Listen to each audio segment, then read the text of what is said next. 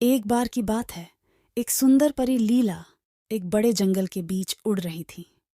उसके चमचमाते पंख हीरे की तरह चमक रहे थे और उसकी हंसी हवा में घंटियों की तरह गूंज रही थी।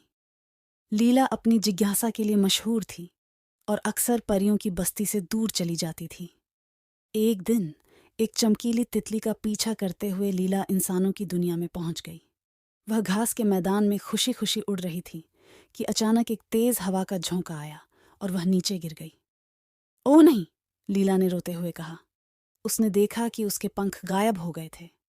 अब वह उतनी ही असहाय थी जितनी ओस की एक बूंद। तभी एक प्यारी सी लड़की सोफिया वहां आ गई। उसने बड़े आश्चर्य से लीला को देखा। क्या तुम एक परी हो? सोफिया ने पूछा। हाँ, लीला ने धीरे से कहा, लेकिन मेरे पंख खो गए हैं और मैं अपने घर वापस नहीं जा सकती।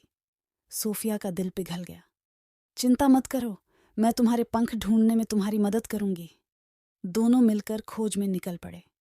सबसे पहले वे उस झरने पर पहुंचे जहां लीला ने आखिरी बार अपने पंख देखे थे।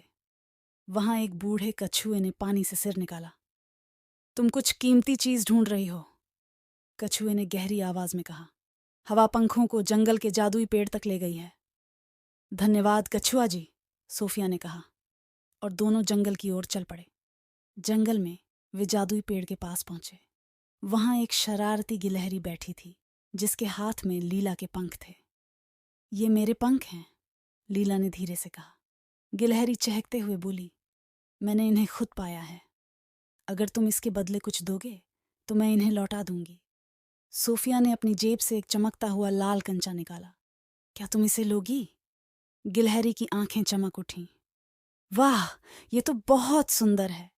उसने खुशी से पंख लौटा दिए।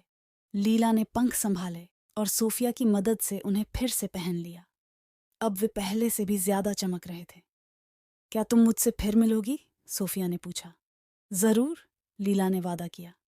जब भी तुम चांदनी को घास पर नाचते हुए देखो, समझ जाना कि मैं आसपास हूं।